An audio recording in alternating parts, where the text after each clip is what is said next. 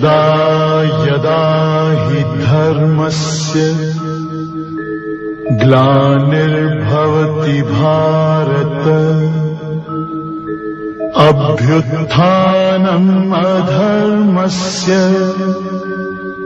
तदात्मानं सृजाम्यहम् परित्राणाय साधूनां विनाशाय च दुष्कृताम् धर्म संस्थापनार्थाय संभवामि युगे युगे.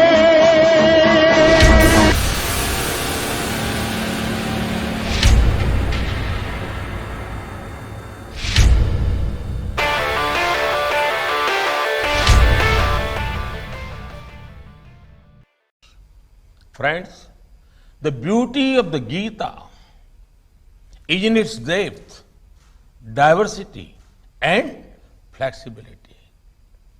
Acharya Vinoba Bhave described the Gita as a mother who take him in her lap if he stumbled. Greats like Mahatma Gandhi, Lokmanya Tilak, Mahakavi Subramaniam Bharati were inspired by the Gita. The Gita makes us think. It inspires us to question. It encourages debate. The Gita keeps our mind open. Anybody who is inspired by the Gita will always be compassionate by nature and democratic in temperament. Theoretical physicist and a Nobel Prize winner. He said, "When I read the Bhagavadgita and reflect about how God created this universe, everything else seems so superfluous." Hermann Hesse, poet and a Nobel Prize winner, said, "The marvel of the Bhagavad-Gita is its truly beautiful revelation of life's wisdom, which enables philosophy to blossom into religion." Mark Twain, American writer, he said, "So far as I'm able to judge, nothing has been left undone, either by man or nature, to make India the most extraordinary country that the sun visits on his rounds. Nothing seems to have been forgotten, nothing overlooked. Land of religions, cradle of human race, birthplace of human speech, grandmother of legend, great-grandmother of tradition, the land that all men desire to see, and having seen once, even by a glimpse, would not give that glimpse for the shows of the rest of the globe combined." Rudolf Steiner, Austrian philosopher, he said, "In order to approach a creation as sublime as the Bhagavad-Gita with full understanding, it is necessary to attune our soul to it." Max Müller, German philologist, he said, "It cannot be denied that the early Indians possessed a knowledge of the true God. All their writings are replete with sentiments and expressions, noble, clear, and severely grand, as deeply conceived and reverentially expressed as in any human language in which men have spoken to their God. If I were asked under what sky the human mind has most fully developed some of its choicest gifts, has most deeply pondered on the greatest problems of life and has found solutions, I should point to India. Aldous Huxley, English writer and philosopher, he said, "The Bhagavad-Gita is the most systematic statement of spiritual evolution, of endowing value to mankind. It is one of the most clear and comprehensive summaries of perennial philosophy ever revealed. Hence, its enduring value is subject not only to India, but to all of humanity." Ralph Waldo Emerson, American poet and philosopher, he said, "I owed a magnificent day to the Bhagavad-Gita. It was the first of books. It was as if an empire spoke to us. Nothing small or unworthy, but large, serene, consistent. The voice of an old intelligence which in another age and climate had pondered and thus disposed of the same questions which exercise us." The Bhagavad-Gita is an empire of thought, and in its philosophical teachings, Krishna has all the attributes of the full-fledged monotheistic deity and at the same attributes of the Upanishadic absolute.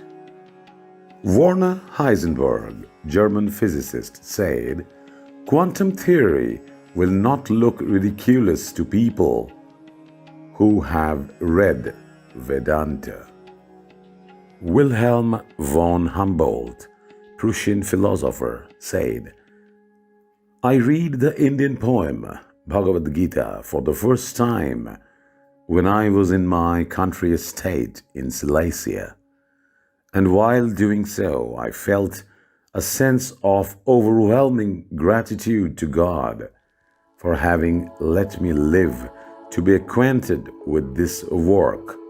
It must be the most profound and sublime thing to be found in the world." Henry David Thoreau, American naturalist, he said, "In the morning I bathe my intellect in the stupendous and cosmogonal philosophy of the Bhagavad Gita, in comparison with which our modern world and its literature seems puny and trivial. I would say to the readers of the scriptures, if they wish for a good book, read Bhagavad Gita, translated by Charles Wilkins. It deserves to be read with reverence even by Yankees. Besides Bhagavad Gita, our Shakespeare seems sometimes youthfully green. Whenever I read any part of the Vedas, I have felt some unearthly and unknown light illuminated me. In the great teaching of Vedas, there is no touch of sectarianism. Arthur Schopenhauer, German philosopher, he said, "In the whole of the world, there is no study so beneficial and as elevating as that of the Upanishads. It has been the solace of my life. It will be the solace of my death." Warren Hastings, former Governor General of India, he said, "Bhagavad Gita is a performance of great originality, of a sublimity of conception, reasoning, and diction almost unequaled, and single exception among all the known religions of mankind, of theology accurately corresponding with that of the Christian dispensation, and the most powerfully illustrating its fundamental doctrines." Hermann von Kaiserlink, German philosopher, he said, perhaps the most beautiful work of the literature of the world. Adi Shankaracharya said, from a clear knowledge of the Bhagavadgita, all the goals of human existence become fulfilled. Bhagavad-gita is the manifest quintessence of all the teaching of the Vedic scriptures. August Wilhelm von Schlegel, German poet, he said, Bhagavad-gita is the sublime reunion of poetic and philosophical genius. Charles Johnston, Irish writer, he said, the Bhagavad-gita is one of the noblest scriptures of India, one of the deepest scriptures of the world, a symbolic scriptures with many meanings, containing many truths, that forms the living heart of the Eastern wisdom. Albert Schweitzer, theologian and philosopher, said, the Bhagavad-gita has a profound influence on the spirit of mankind by its devotion to God, which is manifested by actions. Jacob Wilhelm Hauer, German Indologist, he said, Bhagavad-gita is a work of imperishable significance that offers not only profound insights that are valid for all times and for all religious life. Annie Besant, the former member of the London School Board, she said, Bhagavad-gita is meant to lift the aspirant from the lower levels of renunciation, where objects are renounced, to the loftier heights where desires are dead and where the yogi dwells in calm and ceaseless contemplation while his body and mind are actively employed in discharging the duties that fell to his lot in life. Mahatma Gandhi said, when doubts haunt me, when disappointments stare me in the face, and I see no torn ray of hope on the horizon, I turn to Bhagavad-gita and find a verse to comfort me, and I immediately begin to smile in the midst of overwhelming sorrow. Those who meditate on the Gita will derive fresh joy and new meanings from it every day. Jawaharlal Nehru said, the Bhagavad-gita deals essentially with the spiritual foundation of human existence. It is a call of action to meet the obligations and duties of life, yet keeping in view the spiritual nature and grander purpose of the universe. Swami Vivekananda said, the Gita is a bouquet composed of the flowers of spiritual truths collected from the Vedas and the Upanishads. Sri Aurobindo said, the Bhagavad-gita is a true scripture of the human race, a living creation rather than a book with a new message for every age and a new meaning for every civilization.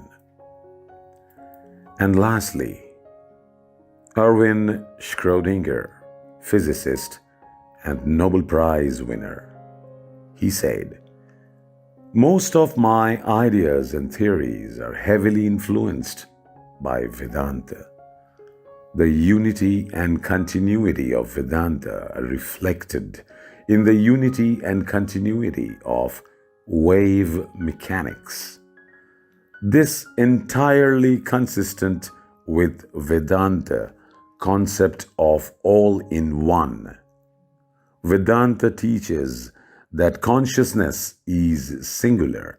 All happenings are played out in one universal consciousness, and there is no multiplicity of selves. Nirvana is a state of pure, blissful knowledge. The ego or its separation is an illusion. The life of yours which you are living is not merely a piece of this entire existence, but in a certain sense, the whole.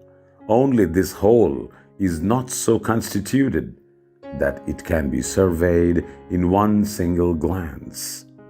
This, as we know, is what the Brahmins express in that sacred mystic formula, which is yet really so simple and so clear.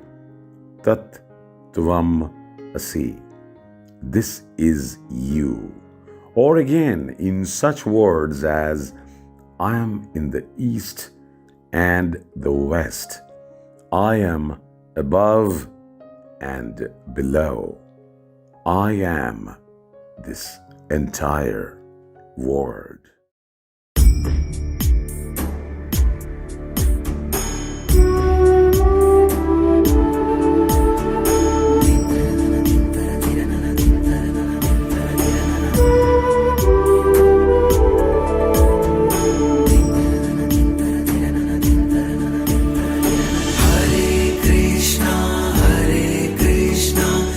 Krishna Krishna Hare Hare Hare Rama